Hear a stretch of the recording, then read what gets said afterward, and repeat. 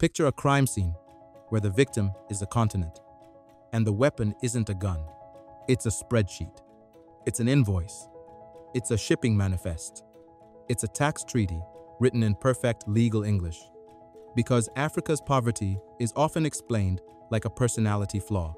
Corruption, bad governance, aid dependency, lack of infrastructure. As if 1.4 billion people collectively forgot how to build a future. But numbers don't lie, and patterns don't happen by accident. When the same outcome repeats across countries with different cultures, different religions, different histories, you're not looking at a moral failure. You're looking at a system. So tonight, we're not doing a pity documentary. We're doing an investigation. We're going to follow the money, the way a forensic accountant would. We'll trace how value leaves before it becomes schools, hospitals, power grids, or factories. We'll look at why the richest layers of global supply chains, processing, branding, retail, so often happen everywhere, except where the raw materials come from. We'll talk about why food gets imported into places that can grow it, why capital is more expensive for the exact same project, simply because of a postal code, and why the best trained minds so often end up building other countries. And to keep this honest, no theories, no slogans. We're doing it with evidence, numbers, comparisons, mechanisms you can verify. 12 reasons, 12 recurring crime scene mechanisms. And listen, the last two are probably the most important, because once you see how the machine works, you stop blaming the people trapped inside it. And you start asking the only question that matters: who benefits from the design? And what would it take to redesign it? So, let's start with reason number one, the first clue that explains why Africa is not going to be rich anytime soon. Chapter 1. The money that leaves without a goodbye, aka illicit financial flows. Illicit financial flows start with the simplest question in any investigation. Where did the money go? Not why are people poor? Not why is the road broken? Just this. Where is the cash that should have been here, based on what was extracted? A major answer is illicit financial flows, IFFs. Money that leaves a country through channels that are illegal, hidden, or deliberately misleading, often dressed up to look legal enough to survive daylight. The UN Economic Commission for Africa estimates these illicit financial flows cost Africa about $88.6 billion every single year. That's not a little leakage. That's entire national education budgets, power grids, and health systems gone. And here's the part that should make you sit up. The public story says Africa lives on charity, on aid, on donations, but multiple analyses point to a .net outflow once you account for what leaves through these channels, meaning the continent can function like a net creditor in practice, even while people are told they are debtors in spirit. One widely cited estimate found a net loss around $41 billion per year, once inflows are netted against outflows. Now, what does an IFF look like in real life? Forget movie scenes of cash-filled suitcases. Most of the time, it's paperwork. Think trade misinvoicing. Think profit shifting. A shipment worth $100 million is declared as $70 million on the invoice. So $30 million disappears on paper and can reappear offshore through affiliates, shell companies, manipulated pricing. The exporting country loses tax revenue. It loses foreign currency, and the public budget quietly suffocates. This isn't abstract. Zambia's copper sector has been repeatedly cited as a real-world illustration of how these systems can work. In the early 2010s, a leaked audit report commissioned by NGOs alleged that Mopani copper mines, historically linked to Glencore, used mechanisms consistent with profit shifting, including underpricing sales to related parties and inflating costs, making the Zambian operation appear less profitable and therefore reducing taxes owed locally. Separate investigative reporting also flagged large discrepancies between reported production values and benchmark price estimates. as red flags demanding scrutiny.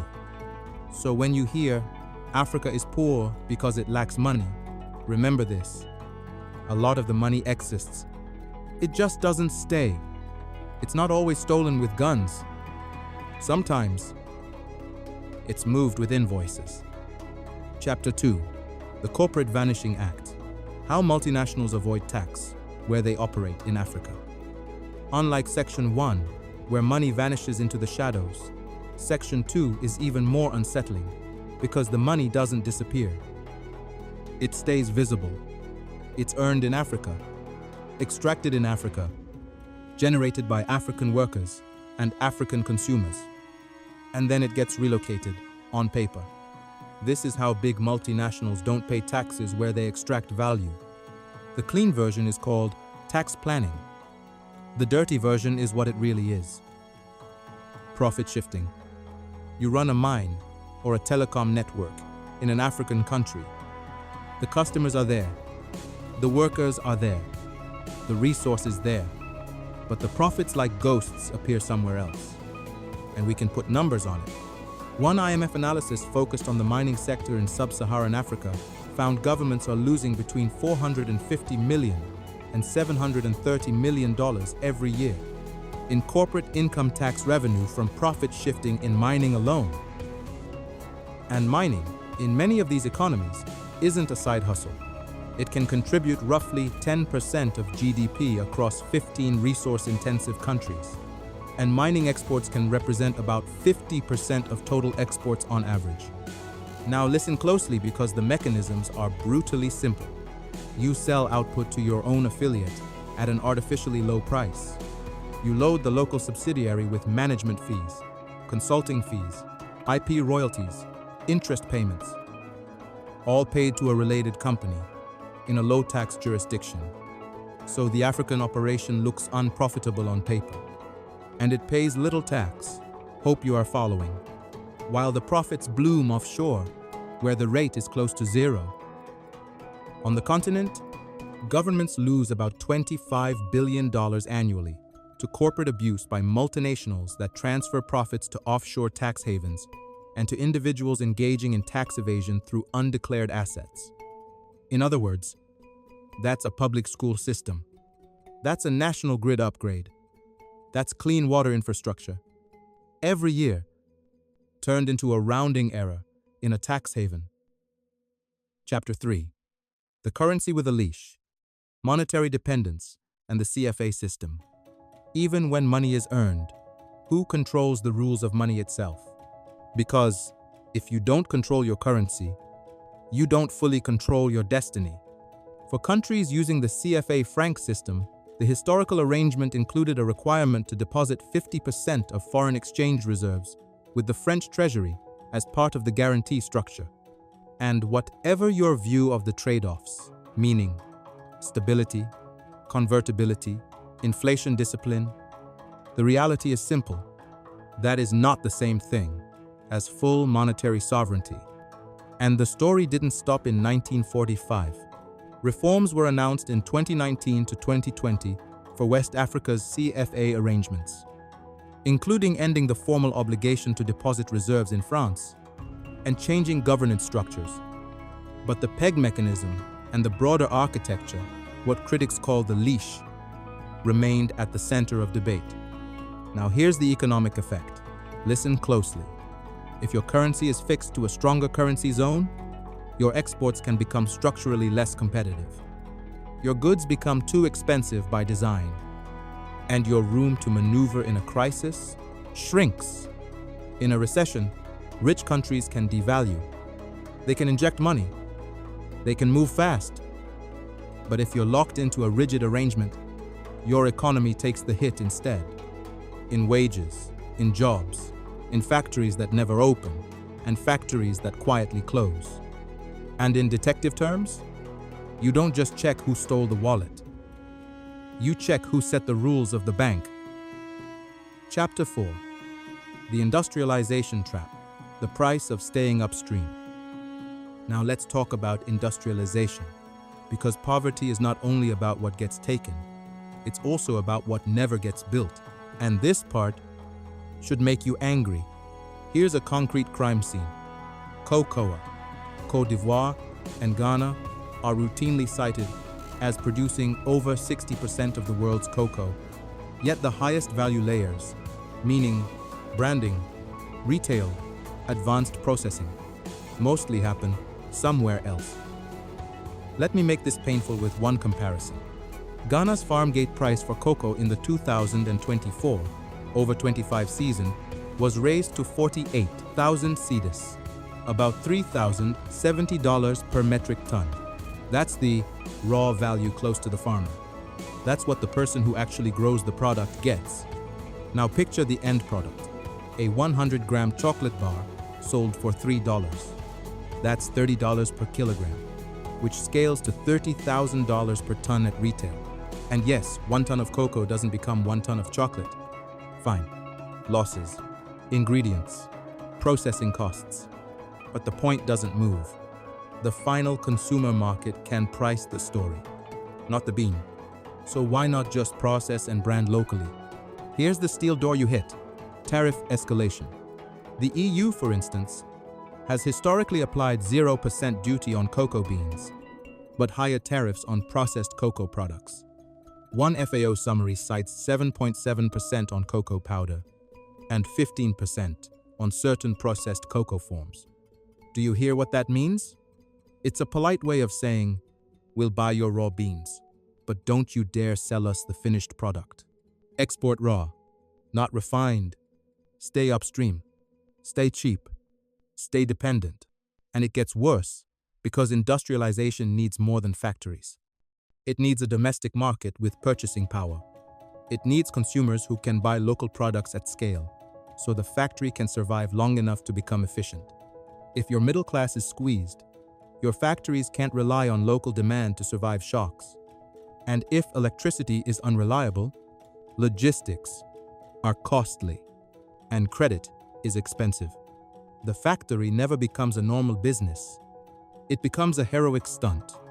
And this is why lack of industrialization isn't a moral failure. It's often a designed outcome of pricing, tariffs, finance, and infrastructure. A system that keeps the profit and leaves you the dust. Yes, the dust. Chapter 5. The Food Import Paradox. A breadbasket that buys dinner abroad. Africa's poverty story isn't only about what gets extracted from the ground, it's also about what gets imported into the stomach. Because nothing exposes structural weakness more brutally than this contradiction. A continent with massive agricultural potential still spends enormous sums buying food from outside. The African Development Bank keeps repeating a number that should make any finance minister flinch. Africa spends over $35 billion a year importing food. And the usual explanation is always the same: they don't produce enough. But that's only half the picture, and often the wrong half. In many places, Africa produces plenty of raw output. The real bottleneck is what happens after the harvest, or after the animal is raised. Because value, resilience, and decent rural incomes don't come from production alone. They come from the industrial layer: storage, cold chains, processing, packaging, and reliable distribution.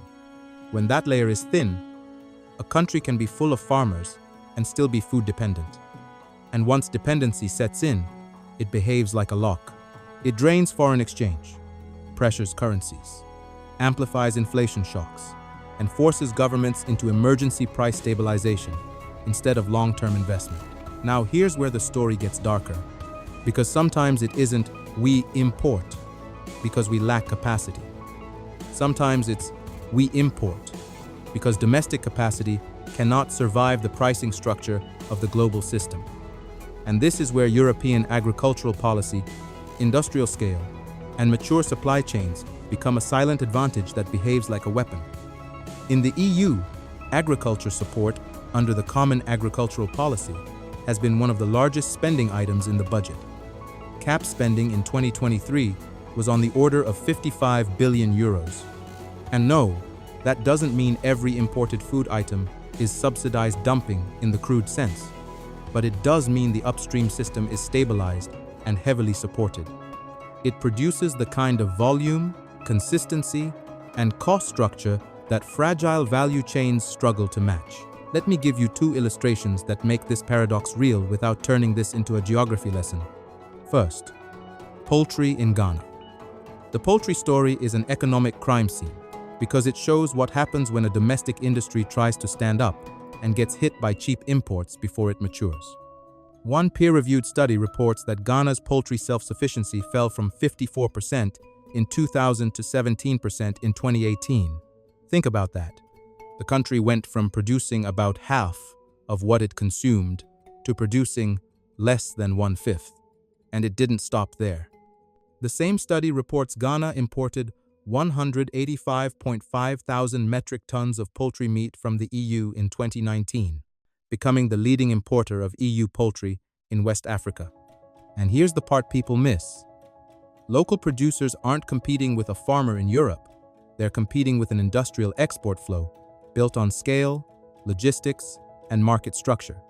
And to keep it honest, EU documentation notes there are no product-specific cap subsidies for poultry meat, and export refunds for poultry were discontinued in 2013. So the story here is less direct export subsidy and more industrial scale, plus mature supply chains, plus a cost structure that domestic sectors can't match early on. But the outcome is still the same. Once imported chicken dominates the market, domestic producers lose volume, lose cash flow, and lose the ability to invest. So the sector never reaches the scale where it could become competitive. Second, milk powder in West Africa, the quiet takeover that doesn't look dramatic until you realize what it does to local dairies and pastoralist economies. A European Milk Board briefing notes that in 2018, 74.9% of European exports of milk powder to West Africa were fat-filled mixtures, amounting to 276,892 tons, and that this represented an increase of 234% since 2008. That's not a small shift, that's a market transformation, and it perfectly captures the paradox. Even where fresh local milk exists, the supermarket shelf gets colonized by an imported industrial input that is cheap, stable, transportable, and easy for processors to use. And once processors and consumers adapt to that imported input, local fresh milk systems face an uphill battle because the imported product arrives with predictable quality, predictable price, and an entire logistics machine behind it. So the food import paradox isn't a story about laziness or incompetence. It's a story about missing layers. Growing food is step one. Transforming it, storing it, processing it, financing it, and moving it reliably. That's the part that creates resilience and income. When those layers are weak, imported food doesn't just fill a gap. It can permanently reshape the market until dependency becomes normal. And then the continent doesn't just lose money, it loses the opportunity to industrialize through the most natural entry point any region has ever had: agro-processing and food manufacturing. Chapter 6. The map built for extraction. Why moving goods inside Africa costs so much. Now look at Africa like a logistics engineer, not a moral philosopher, because the problem isn't that people don't work hard enough. The problem is that the continent was wired, on purpose, like an extraction machine. Colonial transport networks were often built to pull resources from the interior to the port, vertical arteries. Not a regional circulatory system, not connect people to people, but connect minds to ships, and the result is still here, like an old scar that never healed. Intra-regional trade tells the story, and the numbers are embarrassing. UN Trade and Development has published figures showing intra-African trade around 15%, while Europe sits around 67%, and Asia around 61%. That difference is not culture.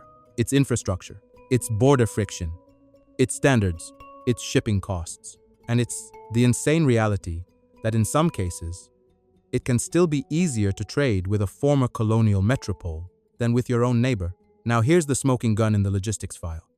UN Trade and Development estimates road transport can eat about 29% of the price of goods traded within Africa versus about 7% for goods traded outside the continent. Roughly a 4 times penalty just for moving things next door. And if that still feels abstract, Here's an example that sounds like a joke until you see it in reports. Moving a 40-foot container from Mombasa to Kampala can cost about $3,400. But shipping that same container from Shanghai to Mombasa was cited at about $600. Yes, that's what you heard. $600. Inland Africa can cost more than the ocean. That's not geography, that's a system.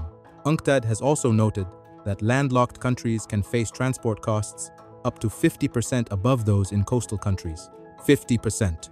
That's not a small disadvantage. That's a chokehold. And this is how you kill industrialization without banning factories. You make inputs arrive late and expensive. You make regional markets too fragmented to justify scale. You make it irrational to build the big plant, the big warehouse, the big supply chain, and then, after designing the obstacle course, you act surprised when the continent exports raw materials and imports finished goods. Midway checkpoint. If you want more investigations like this, subscribe. Not because of the algorithm, not because of vanity, because you want other people to break free from the prison of ignorance. Now hit the pause button. Subscribe. Yes, subscribe, and we'll keep pulling the machine apart, bolt by bolt. Chapter 7. The Instability Tax. Coups, wars, and the high price of uncertainty. Now we walk into the loudest room in the building. Political instability and conflict. Not as a stereotype, as a measurable economic tax. Because instability is not just chaos on the news. It's a price tag, stamped onto every loan, every factory, every long-term plan. And the coup numbers are a flashing warning light. Using the Powell and Thine Global Coup dataset, updated through 2025, if you take the top 20 countries by coup attempts over the last 40 years, from 1986 to 2025, 16 of those 20 are African countries. That does not mean Africa loves coups. It means many states have been forced to build economies inside a permanent earthquake zone, where investors demand higher returns. Governments prioritize survival spending, and long-term industrial policy becomes a luxury that keeps getting postponed. Now for the question, everyone asks how many countries are at war right now. The cleanest comparable global counts come from conflict datasets that define war by battle death thresholds. In the latest pre-oil conflict trends overview using UCDP definitions, there were 11 wars globally in 2024, and 5 of those were in Africa: Burkina Faso, Ethiopia, Nigeria, Somalia, Sudan. And war destroys more than lives. It destroys trust. It destroys contracts. It destroys roads, schools, and power systems. It destroys the basic idea that tomorrow will resemble today, and that is the instability tax. Paid in higher borrowing costs, paid in capital flight, paid in brain drain, and paid in factories that never get built because no one wants to pour concrete on a fault line. Chapter 8. The debt trap isn't the debt, it's the price tag attached to it. Every country borrows. That's not the scandal. The scandal is who pays what for the same dollar. If you borrow at 10% and your competitor borrows at 2%, you're not competing, you're being slowly suffocated. Because high interest rates mean debt service eats budgets before schools do. And we can put a cold number on this: passport pricing. France, an OECD country that is also heavily indebted, could borrow long-term at around 3.55% on the 10-year in December 2025. Now put that next to the African benchmarks. Kenya's 10-year yield was around 12.64% in early January this year. Nigeria's 10-year yield was around 16.87% in mid-January this year. Same 10-year horizon, wildly different price of money. Borrow $1 billion, and the simple annual interest illustration looks like this. France at 3.55% is about 35.5 million per year. Kenya at 12.64% is about 126 million per year. Nigeria at 16.87% is about 169 million per year. That gap is the difference between build power plants and pay creditors. And then you have countries like the DR Congo, where here's the honest problem. You don't even get a clean, liquid 10-year sovereign benchmark in the same way, because it hasn't been a regular international bond issuer. So what do you use instead? You look at the domestic price of money. Reuters reporting shows DR Congo's central bank cut its main policy rate to 17.5% in October 2025, after previously holding it at 25%. That's not the government's borrowing rate, but it tells you the air you're breathing. Money is expensive. And when money is expensive everywhere, industrialization becomes a moonshot instead of a normal business plan. Debt becomes a mechanism of control when a state's fiscal space is permanently occupied by repayment. When that happens, development plans become brochures. Your government becomes a bill-paying office. And when the legal architecture allows aggressive creditors to sue in foreign courts and seize assets, the balance of power isn't just financial, it's judicial. The courtroom becomes an extension of the loan contract, and the trap closes. Chapter 9. The resource curse, when a country becomes a checkout counter. This is the paradox. Resources should be an advantage, but in many cases, they become a political and economic poison. Because when a country is rich in minerals, oil, gas, on paper it should be a jackpot. In reality, it can turn the state into a checkout counter and the people into spectators. The IMF notes that in many resource-intensive sub-Saharan African economies, mining can be central, around 10% of GDP across 15 countries, and about 50% of exports on average in that group. Think about what that means.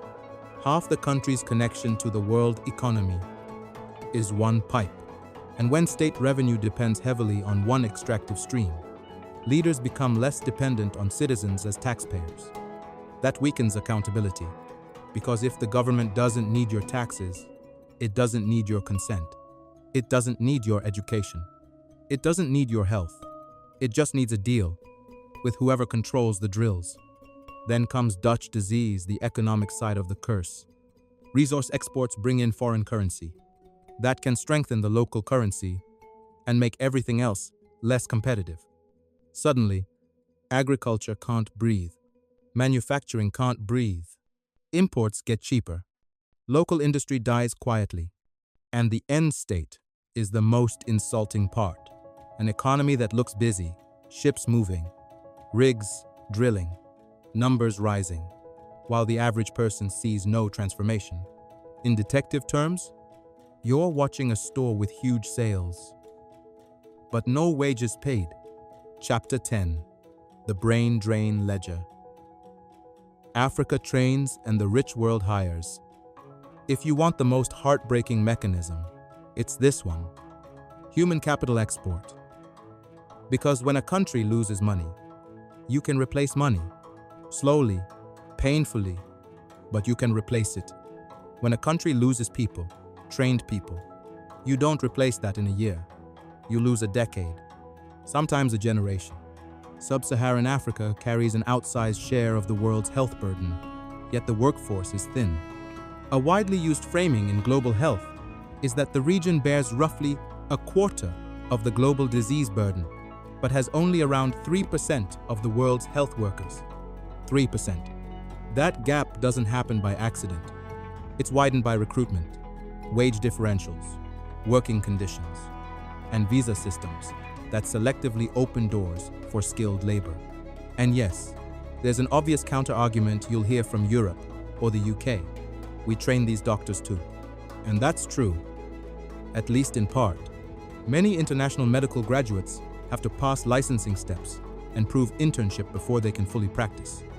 Some then go through UK training pathways, structured induction, supervision, learning the system, the protocols, the paperwork. The UK's regulator explicitly lists routes like PLAB Plus completed internship for full registration, and NHS England runs induction programs that can even include financial support in some cases. So yes, destination countries do incur costs in integration and sometimes further training. But here's the key point. the one you're not supposed to say out loud.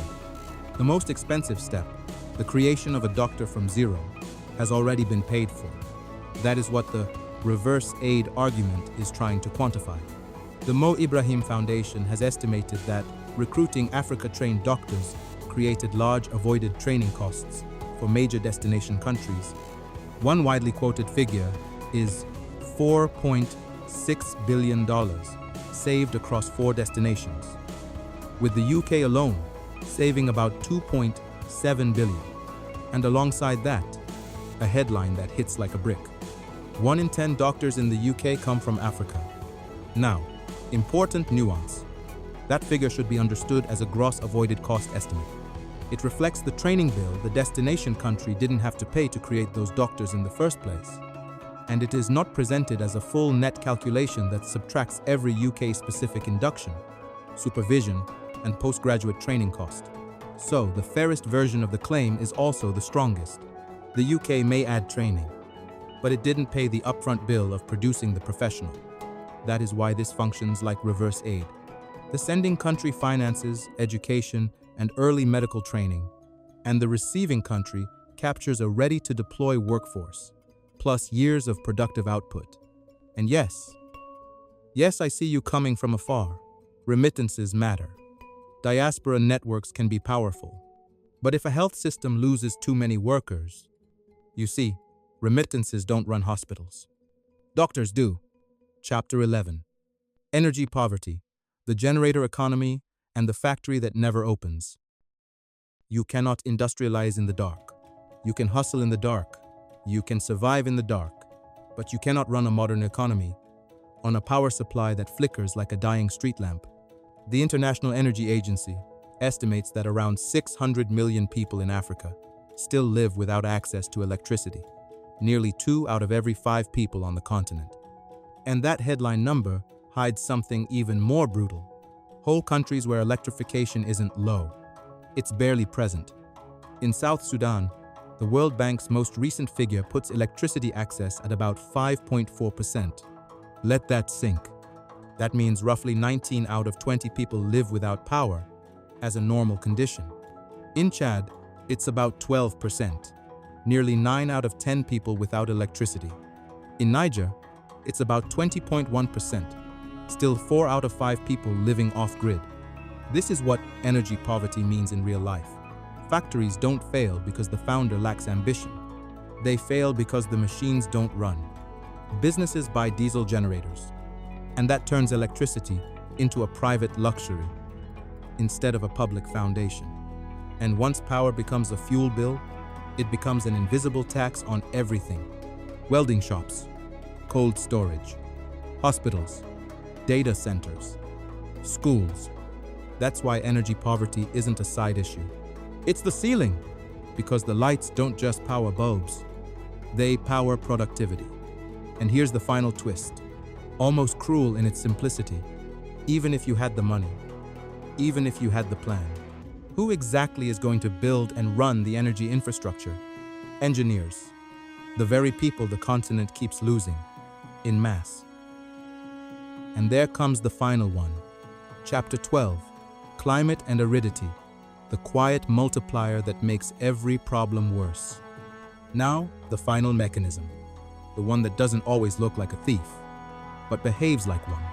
Climate stress, especially aridity, because this isn't future risk. This is damage happening right now. Africa is already losing up to 5% of GDP every year from climate impacts. 5%. That's not a bad year.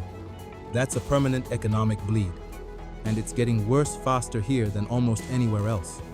Africa has been warming at about 0.3 degrees Celsius per decade, while the global average is closer to 0.2. So the pressure builds faster on systems that were already strained. Now zoom in on aridity because this part is quiet, and that's what makes it dangerous.